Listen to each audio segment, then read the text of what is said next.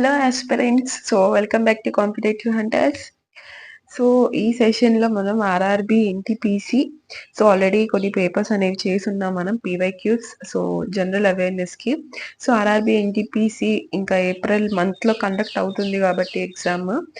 మీకందరికీ గూడా ఇప్పటి వరకు మీ ప్రిపరేషన్ ఒక లెవెల్‌లో ఉంటే ఇక్కడి నుంచి మీ ప్రిపరేషన్ ఇంకో లెవెల్‌లో ఉండాలి. మీ ప్రిపరేషన్‌ని బూస్ట్ చేయడానికి మీకు పీవైక్యూస్ అనేవి చాలా ఇంపార్టెంట్. పీవైక్యూస్ మనం జేసుకుంటే కొంచెం బోరింగ్‌గా ఉంటుంది అని తెలిసినట్టే అనిపిస్తుంటది. లేకపోతే ఒక్కొక్కసారి కాన్ఫిడెన్స్ లెవెల్స్ కూడా తగ్గిపోతూ ఉంటాయి పీవైక్యూస్ చేసేటప్పుడు. అందుకని చాలా మంది కూడా స్కిప్ చేసేస్తూ ఉంటారు. But don't skip. PYQs are really very very important for the preparation. Okay. So ఇప్పుడు మనం ఈ సెషన్ లో పీవైక్యూస్ ని చూస్తున్నాం. ఆల్రెడీ కొన్ని సెషన్స్ అనేవి చేసున్నాను. This is the another session of RRB NTPC PYQs. ఎవరైనా కొత్తగా ఉన్న వాళ్ళు ఉంటే ఆ సెషన్స్ ని కూడా you can see. Okay. Knowledge ని పొందొచ్చు మీరు ఆ సెషన్ ని కూడా చూసి.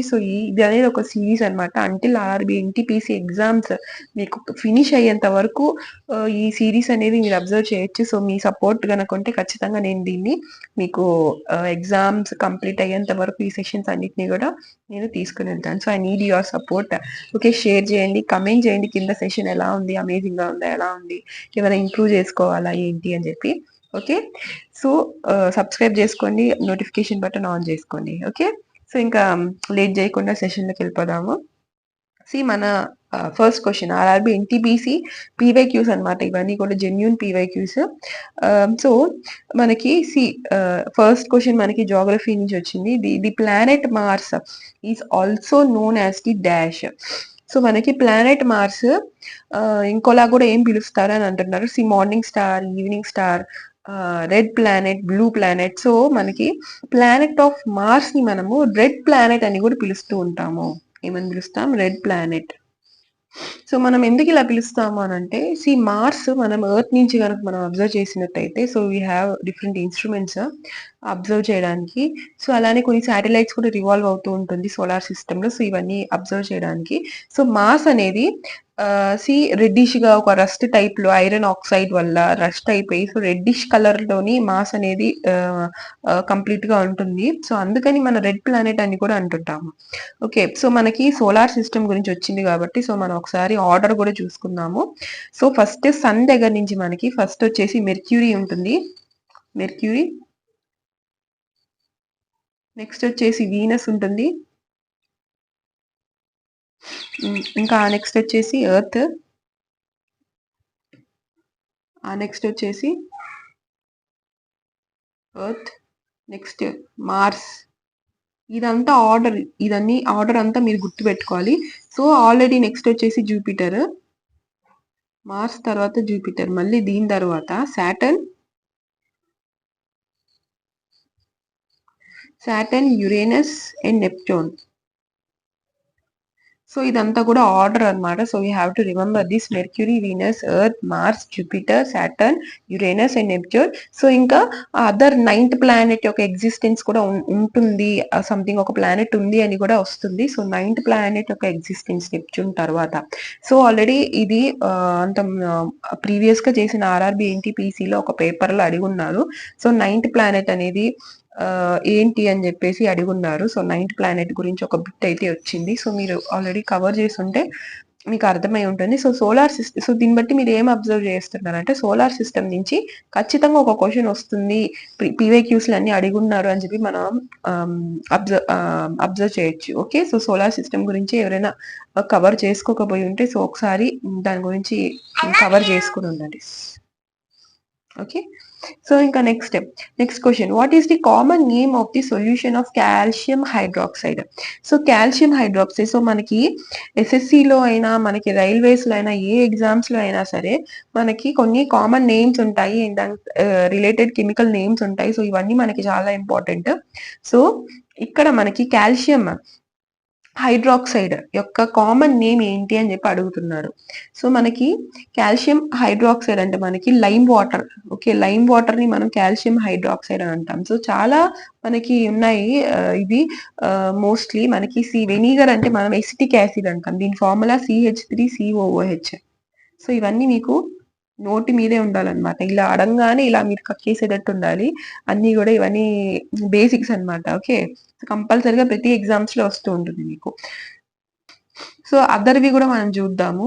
సో, ఏంటి అనంటే calcium hydroxide. So, calcium hydroxide అంటే ఏంటి? సో, కాల్షియం దీన్ని మనం స్లేక్డ్ లైమ్ అని గూడా అంటాము. What? Slaked lime. Slaked lime. Quick lime కూడా ఒక కెమికల్ నేమ్ ఉంది. Common name. క్విక్ లైమ్ వచ్చేసి మనకి కాల్షియం ఆక్సైడ్ అన్నమాట. అంటే CaO వస్తది. ఓకే. సో, ఇక్కడ మనకి క్విక్ లైమ్ గురించి ఇవ్వలేదు కాబట్టి వాడు ఆప్షన్స్ లోని సో, మనకి లైమ్ వాటర్ అని ఒకటే ఇచ్చాడు కాబట్టి సో, మనకి ఫస్ట్ ఆప్షన్ అవుతది ఆన్సర్. సో, స్లేక్డ్ లైమ్ యొక్క ఫార్ములా వచ్చేసి CaOH ట్వైస్ అంటే calcium hydroxide. So, quick lime వచ్చేసి CaO. సో, కన్‌ఫ్యూజ్ అవ్వద్దు. ఇలా చాలా మీకు ఉంటాయి కన్‌ఫ్యూజ్ అయ్యే కామన్ నేమ్స్. సో, వెనిగర్ అంటే ఎసిటిక్ యాసిడ్ CH3COOH. ఇంకా మనకి సో, సోడియం బైకార్బోనేట్ అంటే మనకి baking soda are baking powder. Okay. Sodium bicarbonate. So, ఇంకా లాఫింగ్ గ్యాస్ వచ్చేసి nitrous oxide. So, laughing gas అనేది ఏంటి అని చెప్పి కూడా ఒక పేపర్‌లో మనం చేసుకొనున్నాం. ఏంది నైట్రస్ ఆక్సైడ్ అని చెప్పి అడిగున్నారు లాఫింగ్ గ్యాస్ అంటే ఏంటి అని చెప్పి. సో, మీకు ఇంకా అబ్జర్వ్ ఏం ఏం చేశారు అంటే కెమికల్ నేమ్స్ అంటే కామన్ నేమ్స్ దాని యొక్క కాంపౌండ్స్ అనేది ఖచ్చితంగా ఒక క్వెషన్ వస్తుంది అని మీరు అబ్జర్వ్ చేయాలి. ఓకే. సో, ఇంకా నెక్స్ట్ క్వెషన్‌కి వెళ్దాం. స్మైలింగ్ బుద్ధ. సో, ఇదొక ఆపరేషన్ అన్నమాట. మనకి కొన్ని కోడ్స్, కొన్ని ఆపరేషన్స్ ఉంటాయి. ఆపరేషన్ విజయ్, ఆపరేషన్ శక్తి. ఓకే. ఇలాగా. సో, ఇవి గూడా మనకి ఇంపార్టెంట్ అన్నమాట. దేనికోసం అవి చేస్తున్నారు. కొన్ని రెస్క్యూ ఆపరేషన్స్‌కి ఇలాంటి నేమ్స్ మనం మూవీస్‌లో చూస్తుంటాము.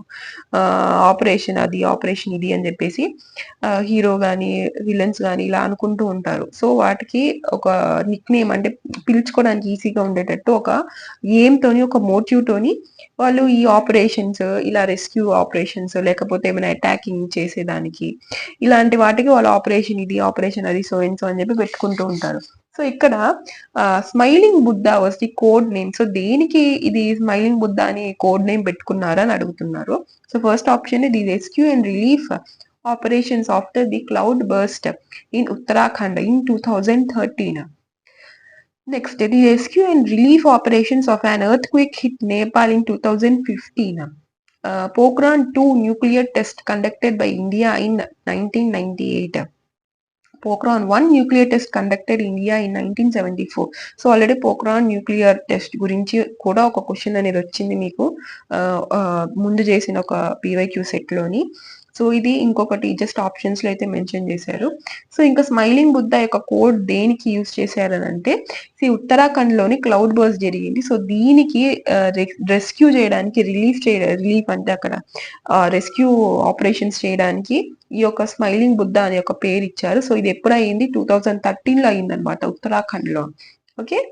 సో, ఇంకా నెక్స్ట్ క్వశ్చన్ చూద్దాం. Jantar Mantar in Delhi is historically important first. So, ముందు ఈ క్వశ్చన్ లోకి చూసే ముందు జంతర్ మంతర్ అనేది మనకి టూ ప్లేసెస్ లో ఉంది.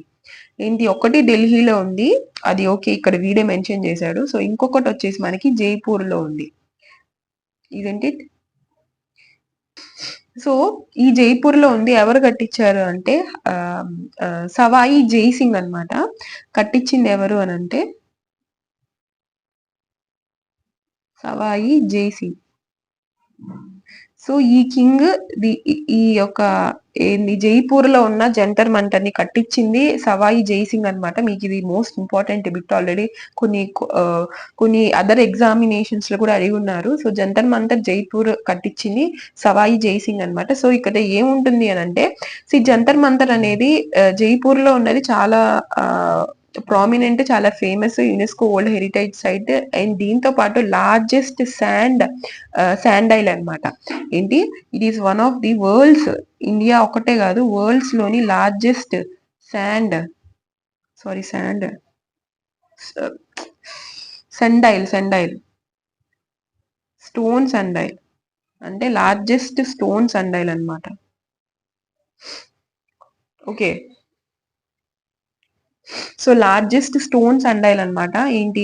జంతర్ మంతర్ ఇన్ జైపూర్ లో.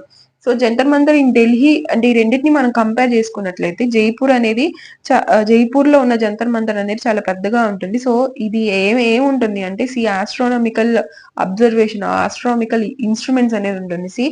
సవాయి జైసింగ్ కి దీని మీద ఇంట్రెస్ట్ ఎక్కువ ఉందన్నమాట అప్పట్లోని. సి ఆ కాలంలోనే వీళ్ళు ఏంటి అంటే రాజులు ఈ సైంటిఫిక్ రిసర్చ్ కి పనికొచ్చేటట్టు, అంటే మనము స్పేస్ లోని ఆబ్జెక్ట్స్ ని ఓకే చూడ్డానికి, అక్కడ ఏవైనా అనాలిసిస్ చేయడానికి, సో ఇటువంటివి కొన్ని ఇన్స్ట్రుమెంట్స్ అయితే మనం యూజ్ చేస్తూ ఉంటాము. సో అవన్నీ కూడా ఇక్కడ వీళ్ళు స్టోన్స్ తో, అంటే రాళ్లతోని, మీకు ఇప్పుడు మనము బిల్డింగ్స్ ఎలా కట్టుకుంటూ ఉంటాం, ఒకసారి గూగుల్లో అయితే వెళ్ళి చూడండి. సో పిక్స్ పెట్టుండాల్సింది బట్ కుదరలేదు. సో జస్ట్ మ్యాటర్ ఒకటే టైప్ చేశాను. సో ఐఎమ్ బిజీగా ఉంటున్నా. సో ఈ మధ్య ఈవెన్ నాకు ఒక వీడియో చేయడానికి కూడా నాకు time, I'm grabbing from my time, నా డైలీ షెడ్యూల్ లో నుంచి నేను గ్రాబ్ చేసుకుని చేస్తున్నాను. సో పీపీటీస్ కూడా నేను మా ఫ్రెండ్స్ ని అడిగి నేను పీపీటీస్ కూడా చేసుకుంటున్నాను. Because of you. సో మీకు ఎన్టీపీసీ ఎగ్జామ్స్ అనేవి దగ్గరకు వస్తున్నాయి కాబట్టి, సో నాకు టైం లేకపోయినా సరే I'm doing these sessions because of you only. So ఖచ్చితంగా మీరు లైక్, షేర్ చేయండి, సబ్స్క్రైబ్ చేయండి, show your love to this channel. Okay, so what we're discussing, pics పెట్టుండాల్సింది. సో ఒకసారి మీరు గూగుల్లో అయినా వెళ్ళి చూడండి, మీకు ఈజీగా అవైలబుల్ ఉంటుంది. సో మీకు ఇప్పుడు మనం స్టోన్స్ తోని మనం ఎలాగా బ్రిక్స్ తోని బిల్డింగ్స్ ఎలా కట్టించుకున్నామో, సో ఆ టైప్ లో మీకు ఇక్కడ మీరు అబ్జర్వ్ చేయొచ్చు. సో జంతర్ మంతర్ జైపూర్ లోని మీకు ఎక్కువ ఇన్స్ట్రుమెంట్స్ ఉంటాయి, ఆబ్వియస్ గా అది చాలా బిగ్గెస్ట్ వన్. సో ఢిల్లీలో ఉన్న జంతర్ మంతర్ కొంచెం చిన్నదిగా ఉంటుంది, విత్ తక్కువ ఎక్విప్మెంట్స్ ఉంటాయి అక్కడ. ఓకే, సో అది మెయిన్ డిఫరెన్స్. సో మోస్ట్ గా మనకి వరల్డ్ వైడ్ గా మనకి ఫేమస్ అయింది జైపూర్ లో ఉన్న జంతర్ మంతర్. చాలా మందికి తెలియదు ఢిల్లీలో కూడా ఒక జంతర్ మంతర్ ఉందని చెప్పి. సో అందుకే ఇక్కడ ఢిల్లీలో జంతర్ మంతర్ అని పర్టికులర్ గా మెన్షన్ చేశాడు. బట్ ఏ జంతర్ మంతర్ అయినా సరే మీకు అక్కడ అబ్జర్వ్ చేసేది, మనము అక్కడ ఏముంటుంది అంటే ఆస్ట్రానమికల్ ఎక్విప్మెంట్స్ ఆర్ అబ్జర్వేటరీస్ ఇవే ఉంటాయి అన్నమాట. ఓకే, సో ఇంకా నెక్స్ట్ క్వశ్చన్ చూద్దాము. Bharat stage emission standards refers to. So Bharat stage emission standards అనేవి దేనికి రిఫర్ చేస్తుంది? Bharat stage emission standards vehicular pollution, industrial pollution, water pollution and soil pollution. So దీనికి answer vehicular pollution అన్నమాట. వెహికల్ యొక్క pollution గురించి ఈ భారత్ స్టేజ్ ఎమిషన్ స్టాండర్డ్స్ అనేవి పెట్టారు. నెక్స్ట్, దీని యొక్క పీపీటీ మీకు పీడిఎఫ్ కావాలి అని అంటే, సో మీరు టెలిగ్రామ్ ఛానల్ కింద లింక్ నేను కమెంట్ సెషన్ లో పెడతాను, అండ్ ఇన్స్టాగ్రామ్ లో కూడా జాయిన్ అవ్వచ్చు. మీకు అదర్ నోటిఫికేషన్స్ గురించి, ఇంకేమైనా మీకు మోటివేషన్ కావాలి, ఎప్పుడైనా లో అయ్యి మోటివేషన్ కావాలి అని అనుకుంటే, సో అటువంటి టైప్ ఆఫ్ కంటెంట్ మీకు ఇన్స్టాగ్రామ్ లో ఉంటుంది. అండ్ టెలిగ్రామ్ లో క్లాస్ యొక్క అప్డేట్స్, పీడిఎఫ్స్, ఇంకా ఎగ్జామ్ కి సంబంధించిన కొన్ని quizzes, information, general awareness, English కి సంబంధించిన క్విజెస్ అన్ని టెలిగ్రామ్ లో ఉంటాయి. So you can join the current affairs కూడా మీకు అప్డేట్ ఉంటుంది టెలిగ్రామ్ ఛానల్స్ లో. సో టెలిగ్రామ్ ఛానల్లో జాయిన్ అవ్వండి పీపీటీ కోసం. సో మీరు ఏమి స్క్రీన్ షాట్స్ తీసుకోవాల్సిన అవసరం లేదు, నోట్స్ రాసుకోవాల్సిన అవసరం లేదు. జస్ట్ చెప్పింది వింటి నైస్ గా క్లాస్ లో చెప్పింది మీరు కాన్సన్ట్రేషన్ గా వింటే చాలు. రివిజన్ కి మీరు పీపీటీ డౌన్లోడ్ చేసుకోవచ్చు. Okay, so next, Kyoto Protocols, an international treaty to reduce greenhouse emissions. See, this is very, very important. Greenhouse emission, greenhouse gases మనకి అందరికి తెలిసి ఏంటి, methane, carbon monoxide, carbon dioxide, ఇవన్నీ కూడా ఏంటి, గ్రీన్ హౌస్ గ్యాసెస్. సో ఈ green house gases అనేది మనకి పొల్యూషన్ వల్ల, మనకి ఫాజిల్ ఫ్యూయల్స్ బర్న్ అవ్వడం వల్ల, అండ్ ఆల్సో రిఫ్రిజిరేటర్స్ నుంచి వచ్చిన ఎమిట్ అయ్యే గ్యాసెస్. ఓకే, సో ఇంకా ఆటోమొబైల్ ఇండస్ట్రీస్ నుంచి ఎమిట్ అయ్యే గ్యాసెస్ వల్ల ఈ గ్రీన్ హౌస్ గ్యాసెస్ అనేది ఇంక్రీజ్ అవుతూ వస్తుంది. సో అసలు ఈ గ్రీన్ హౌస్ గ్యాసెస్ ఏంటి, ఏం చేస్తుంది, గ్రీన్ హౌస్ ఎఫెక్ట్ ఏంటి అనేది చాలా మందికి కూడా ఒక టైప్ ఆఫ్ కన్ఫ్యూజన్ ఉంటుంది. సో ఇక్కడ నేను కొంచెం మీకు క్లియర్ గా ఎక్స్ప్లెయిన్ చేస్తాను. ఇప్పుడు if this is earth, so ఇది మనం ఎర్త్ అనుకుందాము. ఓకే, సో ఇది ఎర్త్ అనుకుంటే, సో మనకి సన్ నుంచి వచ్చే రేడియేషన్ అంతా కూడా, energy neither be created Nar B destroyed, మన అందరికి తెలుసు. సన్ నుంచి వచ్చే లైట్ ఎనర్జీ అంతా కూడా మనకి రేడియేషన్ ద్వారా మనకి హీట్ ఎనర్జీ లాగా వస్తూ ఉంటుంది. ఓకే, ఎనర్జీ అనేది ఎనర్జీ ఫామ్ అనేది మీకు ఇక్కడ నుంచి మీకు రేడియేషన్ ద్వారా మనకి సన్ నుంచి వచ్చే లైట్ ఎనర్జీ అంతా కూడా మనం హీట్ ఎనర్జీ ద్వారా ఇది అనేది మన ఎర్త్ వరకు రీచ్ అవుతూ ఉంటుంది.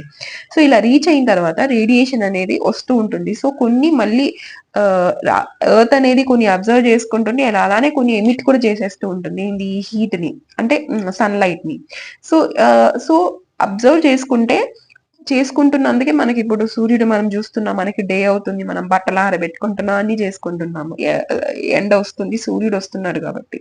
సో కొన్ని అనేది మనకి ఎర్త్ అనేది మళ్ళీ కొంత రేడియేషన్ ని మళ్ళీ బయటికి ఎమిట్ చేసేస్తూ ఉంటుంది, ఏంది అట్మాస్ఫియర్ కి బయట అన్నమాట.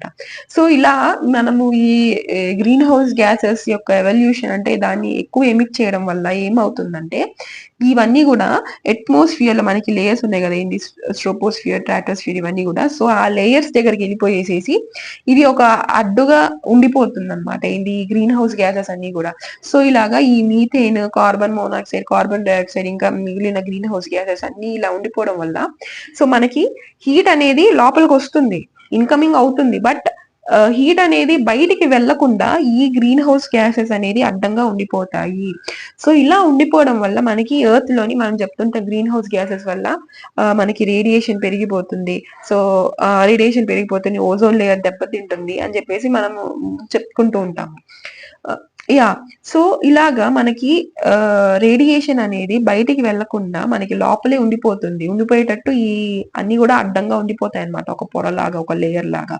సో ఇలా ఉండిపోవడం వల్ల ఏమవుతుంది, ఆబ్వియస్ గా మనకి రేడియేషన్ అనేది పెరిగిపోతూ ఉంటుంది. మనం చూసినట్లు ఇప్పుడు మనం ప్రెసెంట్ క్లైమేట్ చూస్తున్నట్లయితే మనకి రైనీ సీజన్ లో కూడా మనకి వర్షాలు పడట్లేదు, ఎండ ఎక్కువగా కాస్తుంది. వింటర్ లో కూడా మనకి ఎండ కాస్తుంది.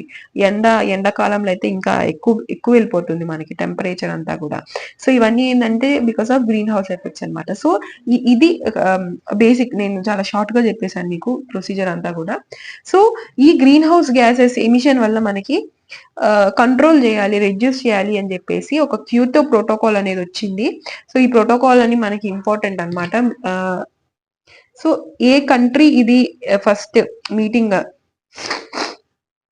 హెల్డ్ చేసింది, ఎక్కడ హెల్డ్ అయింది ఇది ప్రోటోకాల్ యొక్క మీటింగ్ అని చెప్పి అడుగుతున్నారు క్వశ్చన్ లో.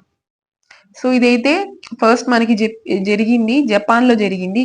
క్యోటో ప్రోటోకాల్ యొక్క మీటింగ్ జపాన్ లో హెల్డ్ అయింది. Okay, so multi tasking system specially refers to multi tasking. మనకి ఎస్ఎస్సి ఎగ్జామ్స్ వినుంటారు, ఎస్ఎస్సిలో 10th లెవెల్ ఎంటీఎస్ అనేది వస్తుంది. సో మల్టీ టాస్కింగ్ అని. సో మల్టీ టాస్కింగ్ అంటే more than one process. So మీరు అలా కూడా మీరు దీనికి ఆన్సర్ పెట్టచ్చు. మీకు కంప్యూటర్ మీద కూడా ఒకటి రెండు క్వశ్చన్స్ అనేవి అడుగుతున్నాడు కంప్యూటర్ నుంచి కూడా ఆర్ఆర్బి ఎన్టీపీసీలో. ఓకే, సో మీకు ఇది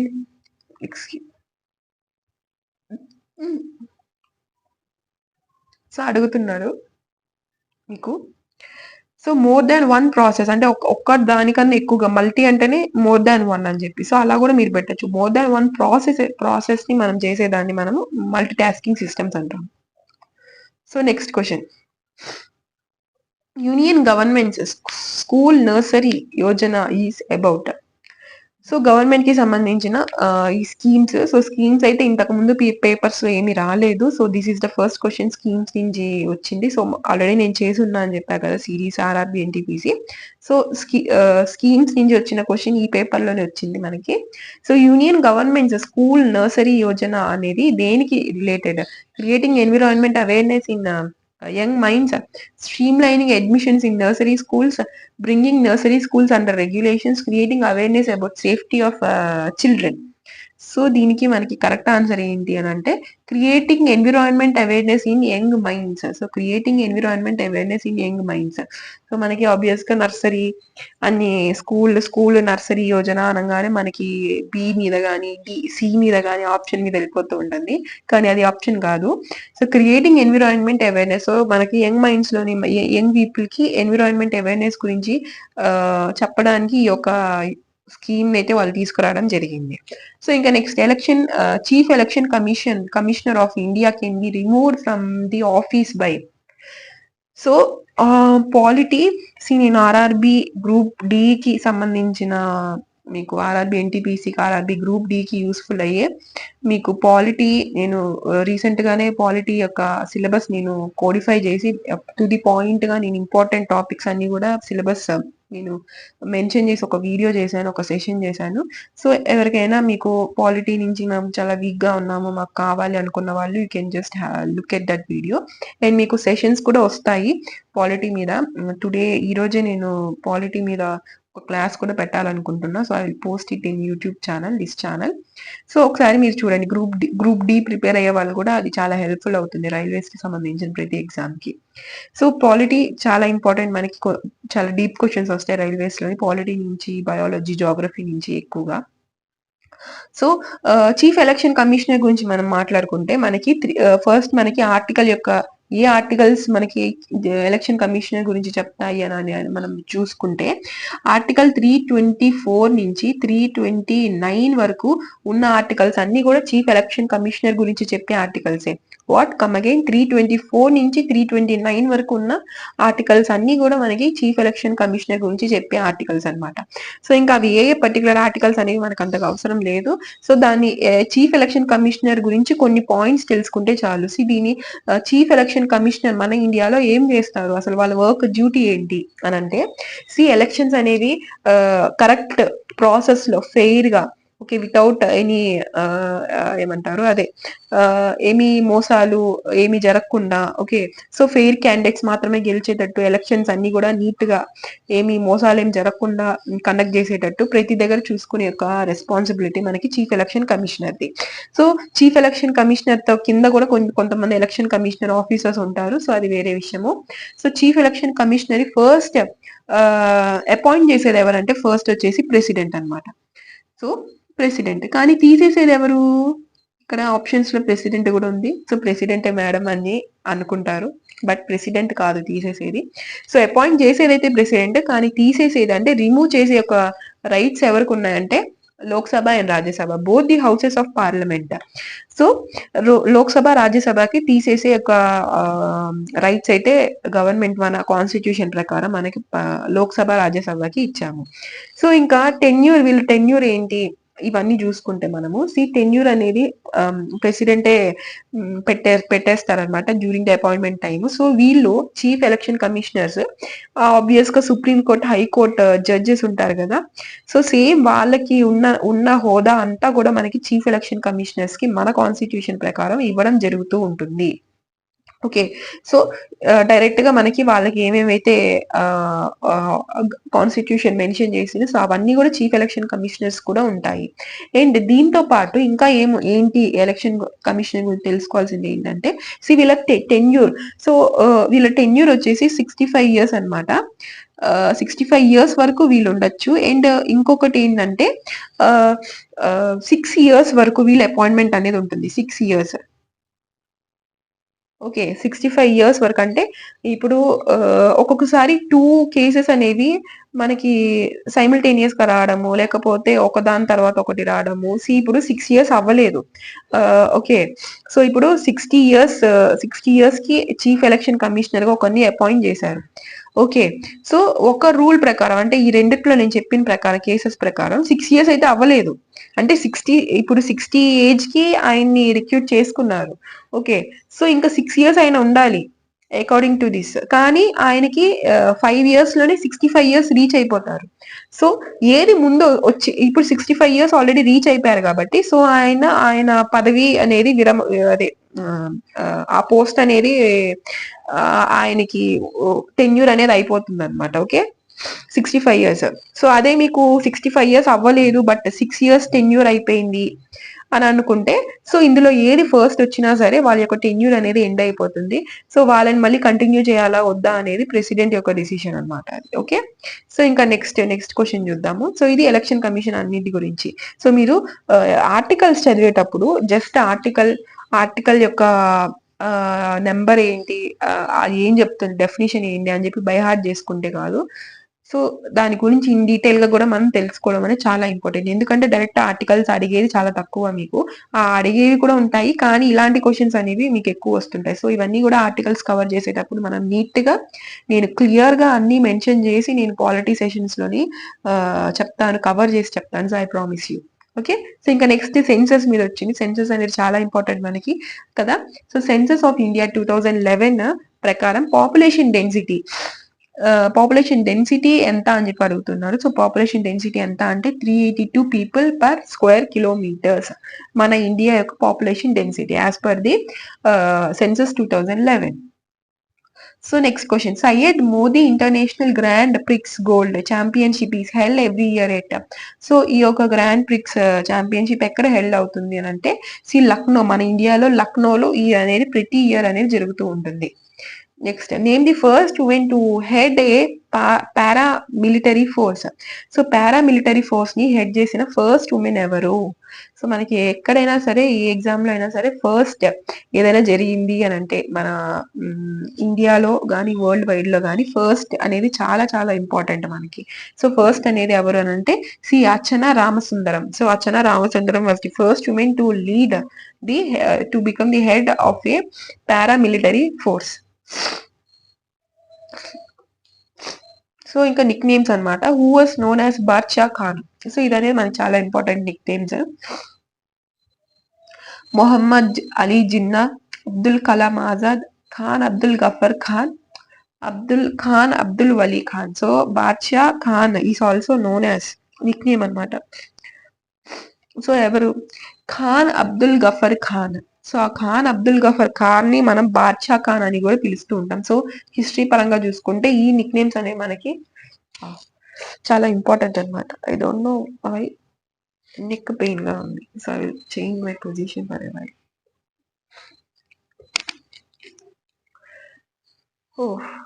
ఓకే.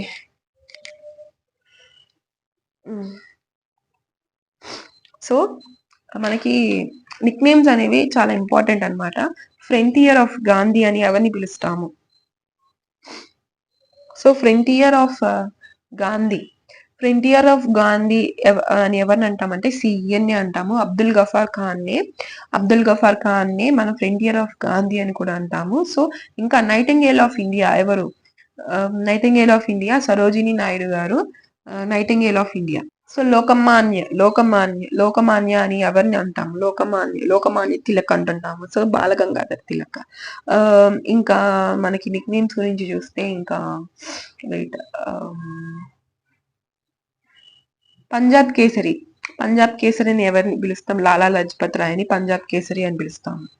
ఇంకా దేశ్ బంధు అని ఎవరిని పిలుస్తాము?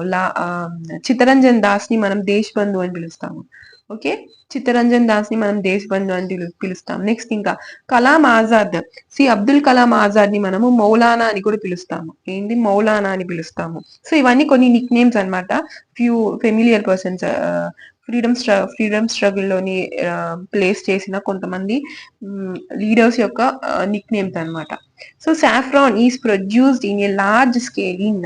సో సాఫ్రాన్ అనేది ఎక్కడ మనకి లార్జ్ స్కేల్, ఇది ఈజీ క్వశ్చన్ ఖచ్చితంగా చెప్పవచ్చు. కానీ కొంతమంది హిమాచల్ ప్రదేశ్, జమ్మూ అండ్ కాశ్మీర్ మధ్యలో కొంచెం కన్ఫ్యూజ్ అవుతూ ఉంటారు. గుజరాత్, కేరళ అని మనము ఒక జాలి దయ లేకుండా దాన్ని తీసేయచ్చు అనమాట, గెట్ అవుట్ అని చెప్పేయచ్చు గుజరాత్ ని, కేరళని. సో హిమాచల్ ప్రదేశ్ కాదు, జమ్మూ అండ్ కాశ్మీర్ లోని మనకి లార్జ్ స్కేల్ లోని మనకి సాఫ్రాన్ యొక్క ప్రొడక్షన్ అనేది జరుగుతూ ఉంటుంది. ఓకే. సో ఇంకా next, political system in Afghanistan is known as. So మన ఆఫ్ఘనిస్తాన్ లో ఉన్న పొలిటికల్ సిస్టమ్ ని మనం ఏమని పిలుస్తాము అని చెప్పేసి చెప్తున్నారు, వీళ్ళు అడుగుతున్నారు. సో దీని ఆన్సర్ ఏంటి? సో దీని answer Islamic republic of Afghanistan. So మనకి నైబరింగ్ కంట్రీస్ అంటే మనకి మన ఇండియా సరౌండింగ్స్ లో ఉన్న నైబరింగ్ కంట్రీస్ గురించి కూడా మనం తెలుసుకుని ఉండాలి. మైక్ వచ్చి ఒక్కొక్కసారి మైక్ అనేది బ్యాటరీ లో అయిపోయి ఆగిపోతూ ఉంటుంది అనమాట. సో అప్పుడు నేను పిచ్చి దానిలా వాక్కుంటూ ఉంటాను, బట్ అది రికార్డ్ అవ్వదు ఛార్జింగ్ కనుక అయిపోతే దీన్ని. బట్ ఇది ఏమి ఇంటిమేషన్ కూడా చేయవు ఈ మైక్స్ అనేది ఛార్జింగ్ అయిపోతున్నప్పుడు. సో జస్ట్ మనం చెక్ చేసుకుంటూ ఉండాలి. సో ఇలా నాకు చాలా సార్లు అయ్యింది. నేను మళ్ళీ అయినా కొన్ని అయితే హాఫ్ వరకు అయ్యి హాఫ్ అవ్వకపోవడము, ఒక్కొక్కసారి కొంతవరకే అయ్యి చాలా మేజర్ పోర్షన్ అవ్వకపోవడం చాలా సార్లు జరిగింది. మళ్ళీ నేనది చెక్ చేసుకొని వీడియో మొత్తం అయిపోయాక నేను చెక్ చేసుకొని అయ్యయ్యో! అని అనుకుని మళ్ళీ నేను చేసిన సందర్భాలు చాలా ఉన్నాయి. సో, మీకు ఏమి డిస్టర్బెన్స్ అవ్వకూడదు అని జెప్పేసి చాలా సార్లు రిపీట్ చేసున్నా కూడా నేను.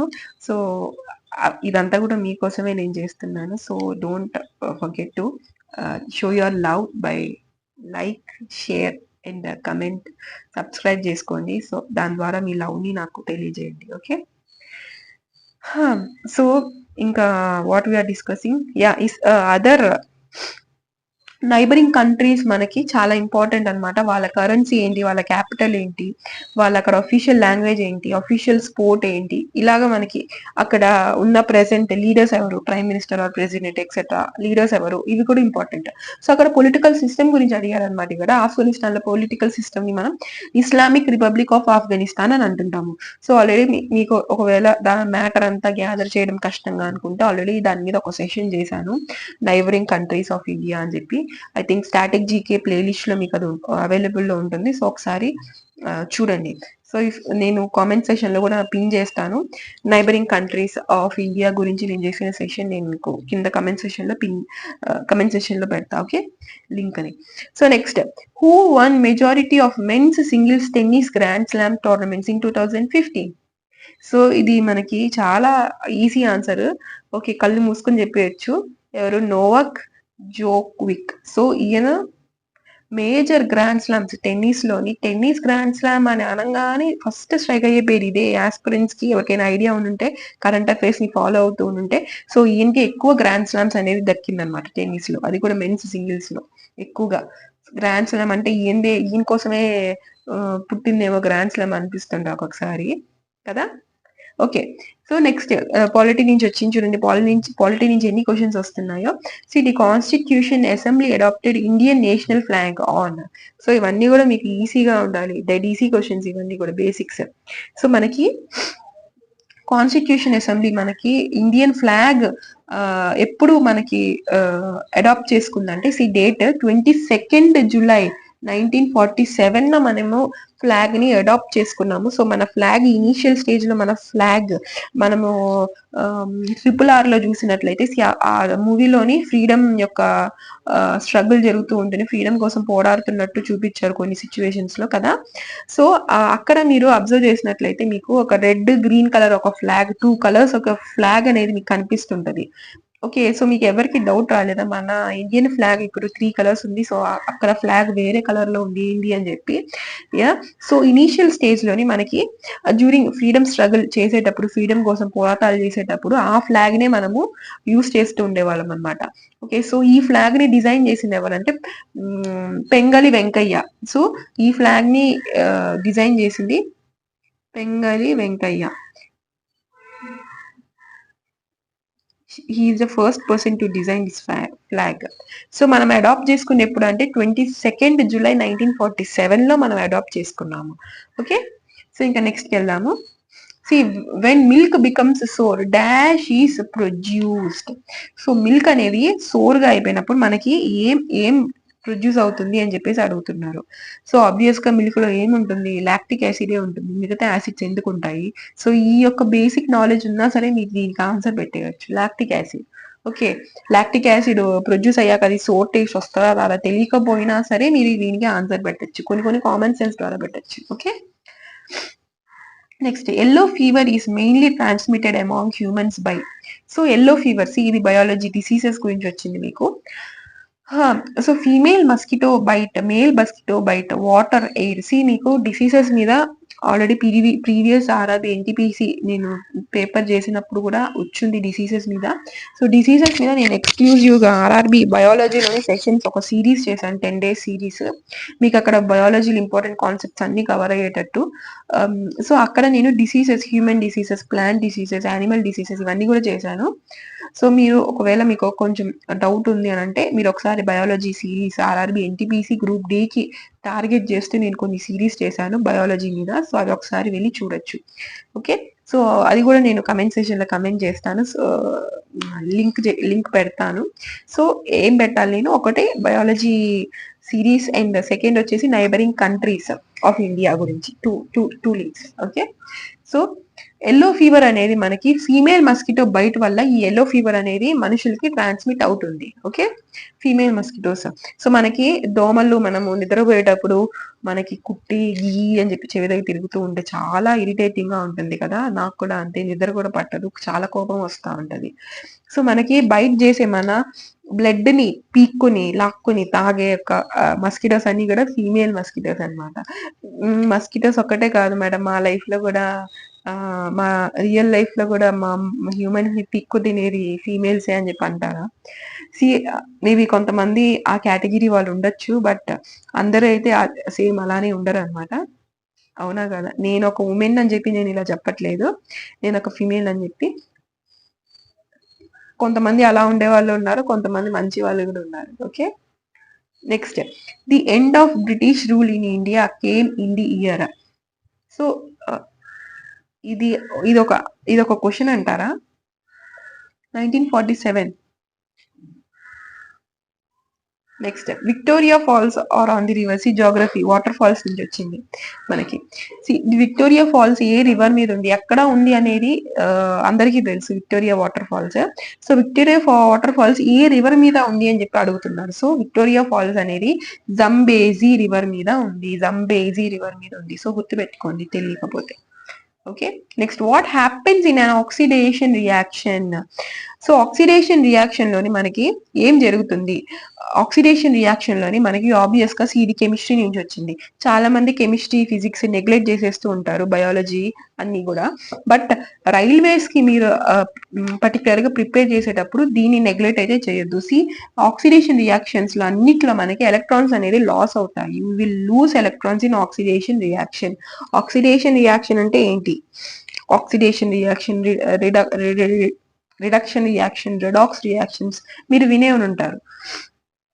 సో ఆక్సిడేషన్ రియాక్షన్స్ లోని ఆక్సిజన్ ని ఇది గెయిన్ చేసుకుంటుంది. సో ఆక్సిజన్ ని గెయిన్ చేసుకుని హైడ్రోజన్ ని లూస్ అవుతుంది అండ్ ఎలక్ట్రాన్స్ ని కూడా లూస్ అవుతుంది. సో ఈ యొక్క రియాక్షన్ లోని మనకి ఆక్సిజన్ ని గెయిన్ చేసుకుంటది, హైడ్రోజన్ ని లూజ్ చేసుకుంటది, హైడ్రోజన్ తో పాటు ఎలక్ట్రాన్స్ ని కూడా లూజ్ చేసుకుంటుంది. సో ఆ పర్టికులర్ రియాక్షన్స్ మనం ఆక్సిడేషన్ రియాక్షన్స్ అంటాము.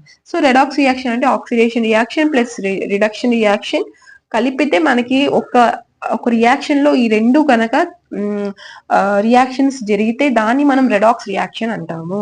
ఓకే.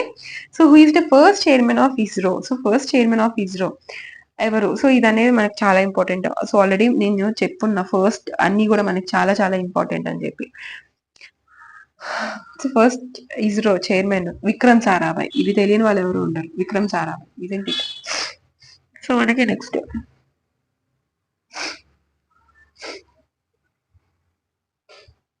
నెక్స్ట్ కంప్యూటర్ నుంచి మీకు వచ్చింది question. Find the odd statement out in relation to firewall. So firewall కి సంబంధించిన ఆడ్ రిలేషన్షిప్ అంటే ఫైర్ వాల్ కి కనెక్షన్ లేని ఒక స్టేట్మెంట్ అడుగుతున్నారు. Firewall can be a software. Yes. Firewall can be a hardware. Yes. Firewall can be a combination of software and hardware. Yes. Firewall protects computer from fire. ఇది కొంచెం మీకు వింతగా అనిపించట్లేదా. Fire wall అనేది computer లోపల inbuilt అయి ఉంటుంది. So computer లోపల ఉన్నది కంప్యూటర్ ని ఫైర్ నుంచి ఎలా కాపాడుతుంది. ఫైర్ అనేది వర్డ్ లో ఉన్నంత మాత్రాన అది ఫైర్ నుంచి కాపాడుతుందని కాదు. So fire wall protects computer from fire అనేది ఇట్స్ వెరీ ఆడ్. అది అసలు ఫైర్ వాల్ క్యారెక్టరిస్టికే కాదు. Okay. Next, the popular NK stadium in USA is located at. USA మనకి ఇక్కడ ఉన్న స్టేడియంస్, ఇక్కడ ఉన్న రిజర్వాయర్స్, ఇక్కడ ఉన్న వాటర్ ఫాల్స్ కి ఏ దిక్కు లేదు మాకు చదువుకోవడానికి. ఇంకా అక్కడెక్కడో యుఎస్ లో ఏడ్చిన ఆ వాటర్ ఫాల్స్, ఆ స్టేడియం గురించి మాకెందుకు, మాకు అసలు ఏం తెలుస్తుంది అని అంటారు. ఎన్కే స్టేడియం అనేది యుఎస్ఏ లోని మనకి న్యూయార్క్ లో ప్రెసెంట్ అయి ఉంది. ఓకే. ఎన్కే స్టేడియం న్యూయార్క్ లో ఉంది, యుఎస్ఏ లో. Next and electric motor converts. ఇది మనకి ఫిజిక్స్ నుంచి వచ్చింది. సో ఇది బేసిక్ అన్నమాట. ఎలక్ట్రిక్ మోటార్, మనము ఎలక్ట్రిక్ మోటార్ అంటే ఏం లేదు, మనము కింద వాటర్ ఎర్త్ లో నుంచి మనం వాటర్ ని తెచ్చుకుంటాం కదా. సో వాటర్ మనకి ట్యాంక్ లో పైకి వెళ్తున్నాయి అంటే due to because of motor. So ఇది ఏం చేస్తుంది, మనము స్విచ్ చేసినప్పుడు, స్విచ్ చేయడము అని అంటే కరెంట్. సో ఎలక్ట్రికల్ ఎనర్జీని అక్కడ మెకానికల్ ఎనర్జీగా క్రియేట్ చేసి అది అనేది వాటర్ అంతా కూడా పైకి పంపిస్తుంది మెకానికల్ ఎనర్జీ ద్వారా. అవునా కదా. సో ఇక్కడ మనం స్విచ్ చేస్తున్నా అంటే electrical energy. So electrical energy ఎక్కడ ఉంది, ఏ ఆప్షన్ లో ఉంది, ఆప్షన్ సి లో ఉంది. So electrical energy is converted, electric motor లోనే electrical energy is converted into mechanical energy. Okay, so ఈజీగా చెప్పొచ్చు ఈ క్వశ్చన్స్ అని, బై హార్ట్ చేసుకోవాల్సిన అవసరం లేదు. దాని ఫంక్షన్ ఏంటో తెలిస్తే మీకు ఆబ్వియస్ గా ఏ ఎనర్జీ నుంచి ఏ ఎనర్జీకి వెళ్తుంది అని చెప్పేసి ఈజీగా చెప్పొచ్చు. Next, when the car takes a blend, the force that pushes us to the outside of the curve is the. మనకి ఇది ఫిజిక్స్ నుంచి వచ్చింది. చాలా మంది ఫిజిక్స్ నెగ్లెక్ట్ చేస్తుంటారు. సో ఇది ఏంటంటే car takes a bend. So మనకి ఇలా బెండింగ్ అనేది జరుగుతూ ఉంటుంది కర్వ్స్ తిరిగేటప్పుడు. The force pushes us outside of the curve. So ఆ కర్వ్ నుంచి మనం ఇలా ఇలా ఇలా తిరిగేటప్పుడు మనం ఏంటి, ఇలా ఇలా ఇలా బెండ్ అవుతాం. ఇప్పుడు కర్వ్ అనేది ఇలా ఇలా తిరుగుతుంది కార్ యొక్క కర్వ్ అని అంటే మనం బెండ్ అవుతాము. ఓకే, సో దీనికి గల రీజన్ ఏంటి, సెంట్రిపిటల్ ఫోర్స్, సెంట్రిఫ్యూగల్ ఫోర్సా, ఫ్రిక్షనల్ ఫోర్సా, టెన్షన్ ఫోర్సా. సో ఇక్కడ మనకి ఆ యాక్ట్ అయ్యే యొక్క ఫోర్స్ ఏంటంటే సెంట్రిఫ్యూగల్ ఫోర్స్ అన్నమాట. సో దేని మీకు ఈజీగా సెంట్రిపిటల్ ఫోర్స్, సెంట్రిఫ్యూగల్ ఫోర్స్ చాలా మందికి డిఫరెన్స్ ఉంటుంది. సో అది డిఫరెన్స్ క్లియర్ చేస్తాను. ఇప్పుడు మీరు చిన్నప్పుడు ఏంటంటే ఒక రాయికి లేకపోతే ఏదైనా వెయిట్ ఉన్న ఆబ్జెక్ట్స్ కి దారము ఇంకేదైనా కట్టేసి ఇలా తిప్పుకుంటూ ఉంటాము. అంతెందుకు, మనం చార్జర్స్ ఉంటాయి కదా. సో చార్జర్ వైర్ పట్టుకుని కూడా ఇలా ఇలా తిప్పుకుంటూ ఉంటాము. మన సిబ్లింగ్స్ ఎవరైనా ఉంటే సిస్టర్ నో బ్రదర్ నో కొట్టుకోవడానికి, ఓకే, అలాగా ఫ్రెండ్స్ ని ఎవరైనా కొట్టడానికి పిలవడానికి చార్జర్ ఇలా ఇలా కొడుతూ ఉంటాము కదా. సో అలాగా ఇప్పుడు మనము అడాప్టర్ ఉన్న ప్లేస్ కాకుండా ఛార్జింగ్ వైర్ ని ఇలా పట్టుకుని మనం ఇలా ఇలా తిప్పుతున్నట్లయితే, సో అప్పుడు ఏమవుతుంది, ఇక్కడ మీకు అడాప్టర్ కొంత వెయిట్ అనేది ఉంటుంది. సో మీకు తిప్పేటప్పుడు క్లియర్ గా తెలుస్తూ ఉంటుంది ఏమని, మీకు ఒక ఫోర్స్ అనేది మీకు బయటికి లాగుతూ ఉంటుంది అని చెప్పేసి మీకు తెలుస్తూ ఉంటుంది తిప్పేటప్పుడు. అవునా కదా. సో ఒక ఫోర్స్ అనేది మీకు బయటకు లాగుతుంది అంటే అడాప్టర్ బయటికి వెళ్ళిపోవడానికి, అంటే మీరు తిప్పుతున్నప్పుడు అది సర్కిల్లో ఫామ్ అవుతూ ఉంది. సో సర్కిల్లోని దానికి ఇష్టం లేదు, అది ఫ్రీగా బయటికి వెళ్ళిపోవడానికి యాక్ట్ చేస్తూ ఉంటుంది. సో అందుకే మీరు తిప్పేటప్పుడు సడన్ గా ఆపేశారంటే అది తిప్పే డైరెక్షన్ లోని ఎటో వైపు పోయి బయట పడిపోతూ ఉంటుంది, అంతేగాని మీ మీద పడదు. అవునా కదా. సో ఎందుకు అని అంటే ఇక్కడ మీకు బయట ఒక ఫోర్స్ యాక్ట్ చేస్తుంది అండ్ ఆల్సో లోపల కూడా ఇంకో ఫోర్స్ యాక్ట్ చేస్తుంది. సో బయట యాక్ట్ చేసే ఫోర్స్ ని మనం సెంట్రిఫ్యూగల్ ఫోర్స్ అంటాము. సో లోపల అంటే ఏంటి, ఇప్పుడు అడాప్టర్ అనేది బయటికి వెళ్ళిపోవడానికి ఒక ఫోర్స్ ని యాక్ట్ చేస్తూ ఉంటుంది. సో మీరు తిప్పేటప్పుడు మీకు వెయిట్ అనేది తెలుస్తూ ఉంటుంది, అది బయటికి లాక్కుంటుంది అని చెప్పి. బట్ అయినా సరే మీరు దాన్ని మాట వినకుండా మీరు నేను చెప్పిన దారిలోనే నువ్వు నా మాట వినాలి అని చెప్పేసి అడాప్టర్ ని, లేకపోతే ఒక స్టోన్ కట్టిన దారంతో చిన్నపిల్లలు ఉన్నప్పుడు ఆడుకుంటూ ఉంటాం మనం ఖచ్చితంగా.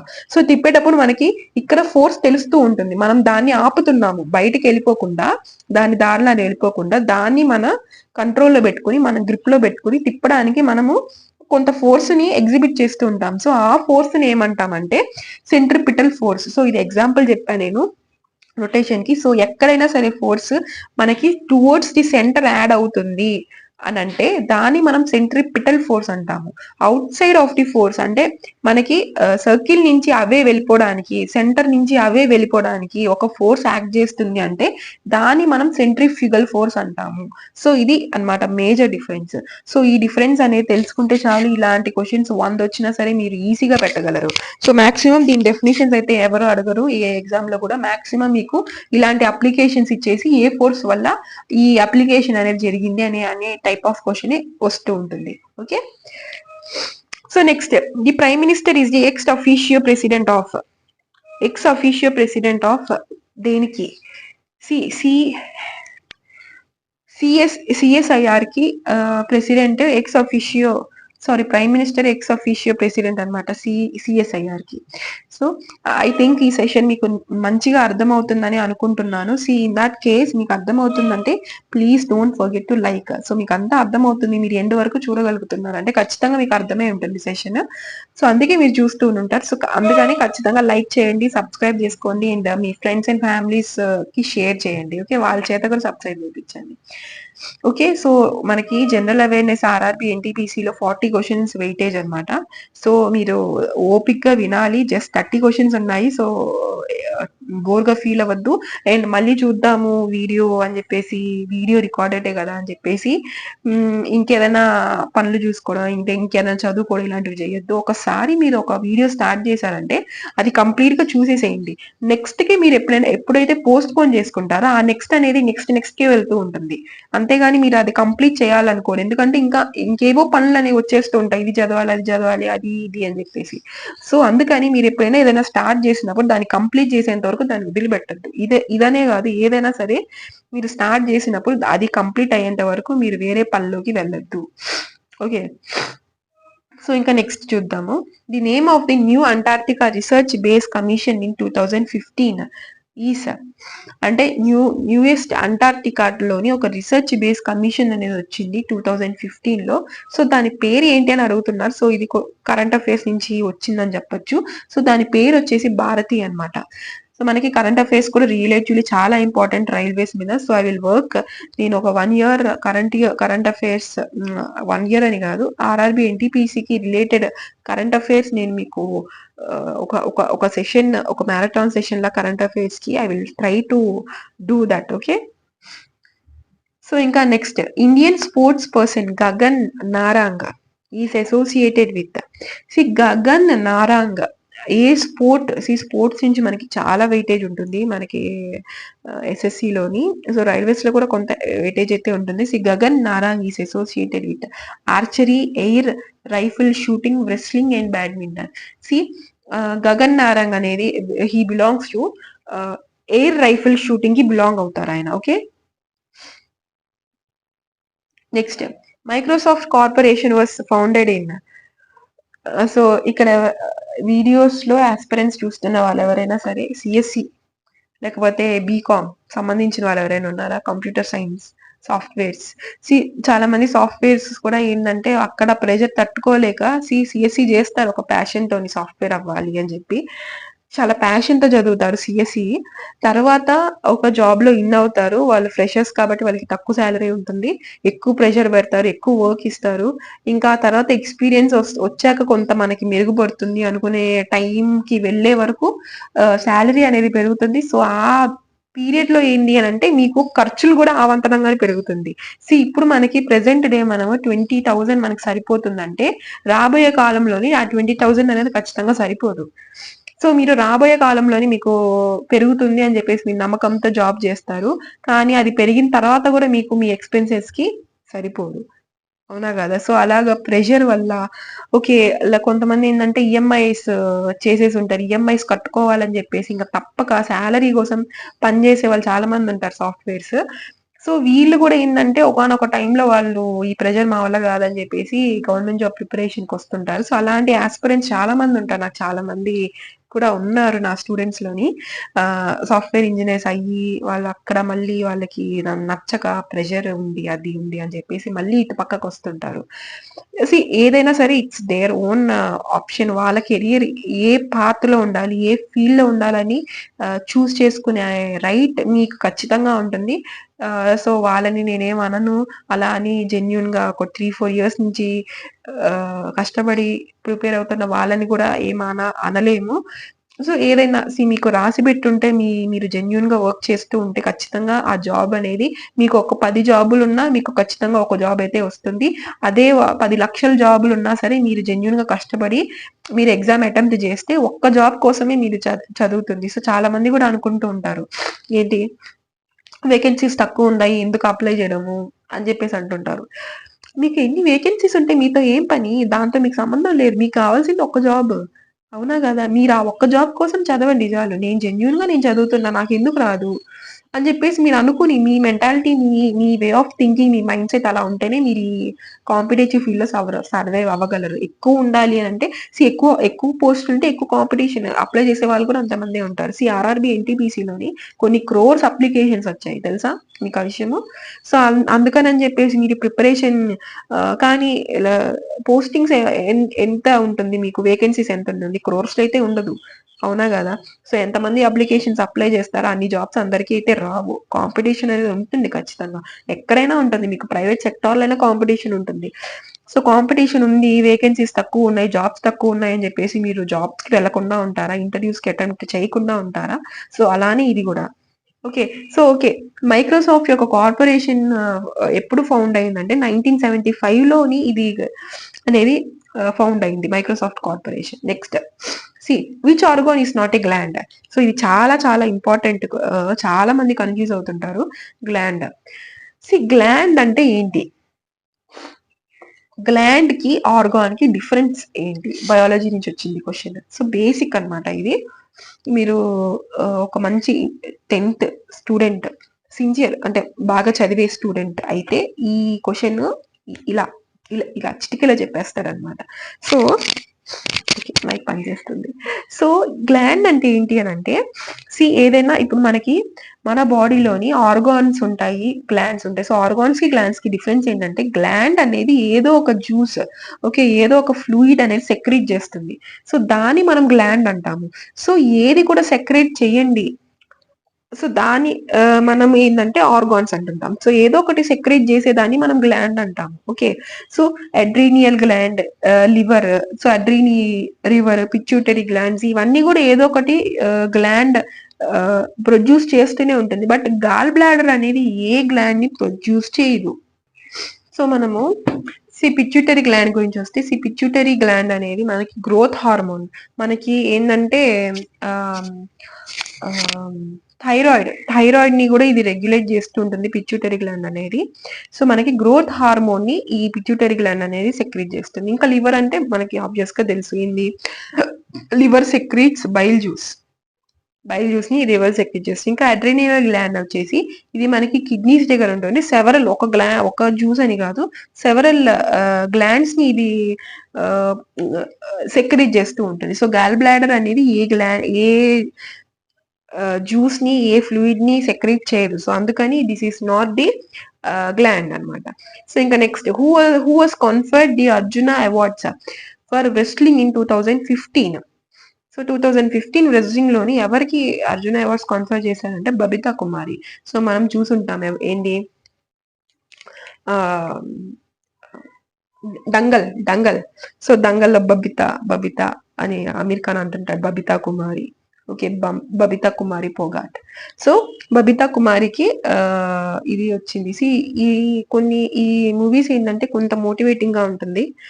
అంటే వాళ్ళు సక్సెస్ కోసము, వాళ్ళ అక్కడి వరకు రీచ్ అవ్వడానికి వాళ్ళు పడే కష్టం అంతా కూడా మీకు ఆ మూవీలో కనిపిస్తూ ఉంటుంది. సో వాళ్ళు చేసే ఫిజికల్ కష్టం మీద మనం బుక్కులు ముందేసుకుని ఏదో ఒకటి తింటూ, నమిలి వేస్తూ, లేకపోతే సాంగ్స్ వింటూ మనము బుక్ ముందు చేసే కష్టం చాలా చిన్నగా అనిపిస్తుంది. ఏదైనా సరే ఫిజికల్ ఫీల్డ్ అంటే స్పోర్ట్స్ లో కానీ వీళ్ళు ఏమంటే, ఇంకా సెలబ్రిటీస్ కూడా మనం అనుకుంటూ ఉంటాము. వాళ్ళు ఆ యొక్క అవుట్ అంటే ఆ యొక్క వాళ్ళ అవుటర్ ఎపీరియన్స్ కోసం వాళ్ళు ఎంత నోరు కట్టేసుకుని ఉంటారో తినకుండా, ఫిజికల్ వర్కౌట్స్ చేస్తూ, ఆ షేప్ గానీ, ఆ యొక్క యంగ్ లుక్ ని, అట్రాక్టివ్ లుక్ ని మెయింటైన్ చేయడానికి వాళ్ళు అంతే కష్టపడి, not only female celebrities, male celebrities కూడా. ఇప్పుడు నాగార్జున గానీ, నీకు చిరంజీవి గారు గానీ అంతా యంగ్ గా, వాళ్ళకి ఇన్ఫాక్ట్ చెప్పాలంటే మన తాతల ఏజ్ ఉంటది, అవునా కదా. మన ఇళ్లలో మన తాతలు ఉంటారు కదా, వాళ్ళ ఏజ్ ఉంటుంది వాళ్ళకి, ఆబ్వియస్ గా 60+ ఉంటుంది వాళ్ళకి. బట్ ఈవెన్ దో వాళ్ళు స్టిల్ 30+, 40+ లాగా. ఇప్పుడు మన ఎన్టీఆర్ వీళ్ళందరికీ 30+, రామ్ చరణ్ గారికి, ఎన్టీఆర్ కి, వీళ్ళకి. సో సేమ్ వీళ్ళలానే, వాళ్ళ బ్రదర్స్ లానే అనిపిస్తుంటారు మనం చూసేదానికి. కానీ వాళ్ళని మనం చిన్నప్పటి నుంచి చూస్తున్నాం, మన పుట్టక ముందు నుంచి ఉన్నారు, మనం చిన్నప్పటి నుంచి చూస్తున్నాము. సో ఎందుకు అలా ఉండగలుగుతున్నారు అంటే, due to their daily routine, consistent గా వాళ్ళు డైలీ వాళ్ళ యొక్క రొటీన్, వాళ్ళ ఫిజికల్ వర్కౌట్స్ కానీ, డైట్ కానీ మెయింటైన్ చేస్తూ ఉంటారు కాబట్టి వాళ్ళు ఇప్పటికి కూడా స్టిల్ యంగ్ గా కనిపిస్తున్నారు. ఓకే. సో ఫిజికల్ ఫీల్డ్ లో ఉన్న, అంటే స్పోర్ట్స్ కి సంబంధించిన వాళ్ళు కూడా చాలా ఫిజికల్ వర్కౌట్స్ చేస్తూ ఉండాలి. ఓకే. వాళ్ళు ఊరికే ఏమి స్టార్స్ అయిపోరు, సెలబ్రిటీస్ అయిపోరు. అండ్ ఇక్కడ స్పోర్ట్స్ పరంగా వచ్చినా సరే వాళ్ళు కూడా ఊరికే మెడల్స్ ఏమి గెలిచేద్దా దానికి తగ్గట్టుగా వాళ్ళు డైలీ 5:00, 4:00కి లేచి వాళ్ళు వర్కౌట్స్ చేసుకొని, ఓకే. ఫిజికల్‌గా గ్రౌండ్‌లో వాళ్ళు వార్మప్స్, ఎక్సర్‌సైజెస్ ఇవన్నీ చేసుకుంటూ గేమ్స్ ఆడడం ఇవన్నీ కూడా చాలా పెయిన్‌ఫుల్ థింగ్స్. సో వీళ్ళందరితో కంపేర్ చేస్తే మనం జస్ట్ బుక్ మీద కూర్చుని చదివేది జస్ట్ మనకి మైండ్ ఒక్కటే కావాలి. వాళ్ళకి మైండ్‌తో పాటు అన్ని వాళ్ళు చూసుకుంటూ ఉండాలి. సో మన కష్టం అనేది చాలా తక్కువ వాళ్ళ కష్టంతో పోలిస్తే. సో ఈ ఈ కొంచెం కష్టమైనా సరే మీరు బాగా సిన్సియర్‌గా, జెన్యూన్‌గా కష్టపడితే ఖచ్చితంగా మీకు జాబ్ అనేది వస్తుంది. ఓకే.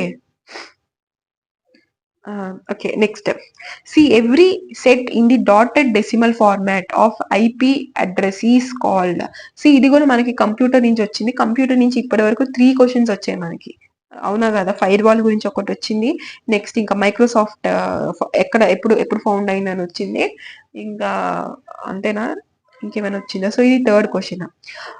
సో ఇది డెసిమల్ ఫార్మాట్ ఐపీ అడ్రస్ మనకి డెసిమల్ ఫార్మాట్ అనేది ఎవ్రీ సెట్ ఆక్టెట్ అని అంటాం మనం ఐపీ అడ్రస్ ని ఈ యొక్క దీంట్లో. Next parliament house in Delhi was constructed during parliament house ఢిల్లీలో ఉన్న పార్లమెంట్ హౌస్ ఎప్పుడు కన్స్ట్రక్ట్ చేశారు?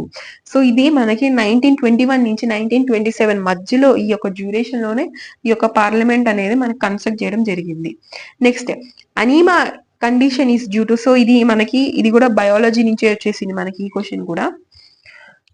ఓకే. సో అనీమా వచ్చింది అనీమా అని చెప్పేసి అంటున్నారు. ఆబ్వియస్ గా అనీమా అనగానే బ్లడ్ మనం డైలీ లైఫ్ లో మన చుట్టుపక్కల ఉన్న వాళ్ళకి కూడా ఎవరికొకరికి మనం డిస్కస్ చేస్తూ ఉంటాం వచ్చుంటది అనీమా అనేది. అనీమా అనేది ఏంటంటే బ్లడ్ యొక్క క్వాంటిటీ తక్కువ అయినప్పుడు మనకి అనీమా అనేది వస్తుంది. పర్టికులర్ గా చెప్పాలి అంటే red blood cells. Okay. Red blood cells అంటే ఆర్బీసీస్ తక్కువ అయినప్పుడు మనకి అనీమా వచ్చింది అని చెప్పి అంటుంటాం.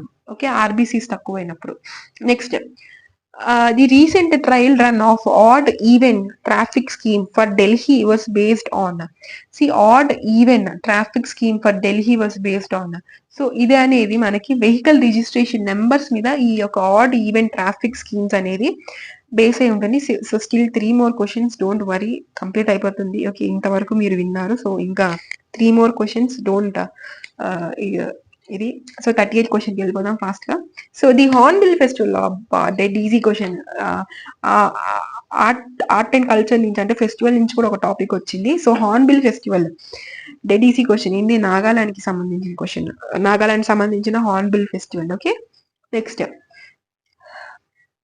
39 question, 39, still one more. Union government budget deficit for a particular financial year represent. Union budget deficit for a particular financial year represents total amount of revenue receipts, total amount of the economy నుంచి వచ్చింది మనకి, total amount of capital receipts and total amount of money that the government has to borrow. Budget deficit. So budget deficit ante mana budget deficit antene the amount of money that the government has to borrow. అంటే government అనేది మనకి ఒక్కొక్కసారి వేరే countries నుంచి కానీ ఎక్కడి నుంచో మనకి డబ్బులు అనేవి మనం బారో తెచ్చుకుని మనం అప్పుగా తెచ్చుకుంటూ ఉంటాం అనమాట. సో దాన్ని మనము ఏమంటామంటే ఎకనామికల్ టర్మ్స్ లో ఎకానమీ పరంగా బడ్జెట్ డెఫిసిట్ అంటాము. సో అదే వాడు అడిగింది. సో బడ్జెట్ డెఫిసిట్ అంటే ఏంటి? సో ఇవన్నీ కూడా ఉంటాయి, మీకు చాలా కన్ఫ్యూజింగ్ గా ఉంటాయి. బడ్జెట్ డెఫిసిట్, ఈ డెఫిసిట్స్ ఇవన్నీ కూడా, ఫిజికల్ డెఫిసిట్ ఇవన్నీ కొంచెం కన్ఫ్యూజింగ్ గా ఉంటుంది. బట్ ఒకసారి మీరు కొంచెం బుర్ర పెట్టి ఆలోచించి నీట్ గా అర్థం చేసుకున్నట్లయితే మీకు కొంచెం ఈజీగానే అనిపిస్తుంది. ఈవెన్ ఐ కన్ఫ్యూజ్, నాకు కూడా కొంచెం కన్ఫ్యూజన్ వస్తూ ఉంటుంది. బడ్జెట్ డెఫిసిట్స్ ఏంటి, ఫిజికల్ డెఫిసిట్స్ ఏంటి, అదేంటి ఇదేంటండి, ఎకానమీ కొంచెం కన్ఫ్యూజన్ నాకు. ఓకే. సో నెక్స్ట్ ఇంకా last question. So which aircraft carrier was formally inducted into the Indian Navy by Prime Minister Narendra Modi in 2014. So air craft carrier అనేది మనకి formal గా 2014 లోని ఇండియన్ నేవీతో ఇండక్ట్ చేసింది. So ఏంటి ఆ air craft carrier ఏంటి అని అంటే మనకి ఐఎన్ఎస్ విక్రమాదిత్య అనమాట. సో ఐఎన్ఎస్ విక్రమాదిత్య అనేది ఒక ఎయిర్ క్రాఫ్ట్ అనమాట. 2014 లోని మనకి ఇండియన్ నేవీలో ఇండక్ట్ చేయబడింది ప్రైమ్ మినిస్టర్ ద్వారా. ఓకే. సో దిస్ 40 క్వశ్చన్స్ అనేవి మనం కంప్లీట్ చేసుకుని ఒక పీవైక్యూ చూసేసాము. ఓకే. సో నేను చాలా చాలా స్పీడ్గా నేను కవర్ చేశాను ఇవన్నీ కూడా, ఎక్కువ ల్యాగ్ లేకుండా. Okay. So I hope you all enjoy this session. So ఖచ్చితంగా మీరు సబ్స్క్రైబ్, లైక్, షేర్ చేయండి. ఇంకా మీకు సిరీస్ కావాలి దీని మీద అంటే please do in the comment session. So ఇది నాకు ఒక మంచి బూస్ట్ ఇస్తుంది. సో ఇంకా మంచి మంచి వీడియోస్ చేయడానికి, మంచి మంచి కంటెంట్ మీ ముందే తీసుకురావడానికి. Okay. So stay tune to the channel. Subscribe button on చేసుకోండి ఖచ్చితంగా, నోటిఫికేషన్ బటన్. సో మీకు నేను పెట్టే ప్రతి అప్డేట్స్ అన్ని కూడా అప్పటికప్పుడు తెలిసిపోతూ ఉంటుంది. సో మీకు ఈ సెషన్, ఈ ఛానల్లోని జనరల్ అవేర్నెస్, ఇంగ్లీష్ కి సంబంధించిన ప్రతి క్లాసెస్ మీకు ఇక్కడ అప్డేట్ ఉంటుంది. ఓకే. క్లాసెస్ అన్ని ఉంటాయి. So you can follow. ఒకసారి ప్లే లిస్ట్ లోకి వెళ్ళి చూడండి, ఖచ్చితంగా మీకు నచ్చుతుంది. సో ఖచ్చితంగా సబ్స్క్రైబ్ చేసుకోండి, మీ ఫ్రెండ్స్ అండ్ ఫ్యామిలీస్ కి షేర్ చేయండి. Okay. So stay tune to the channel aspirants. So keep until then keep watching. So మళ్ళీ ఇంకొక నెక్స్ట్ మంచి కంటెంట్ తో మీ ముందుకు వచ్చేస్తాను. So bye aspirants.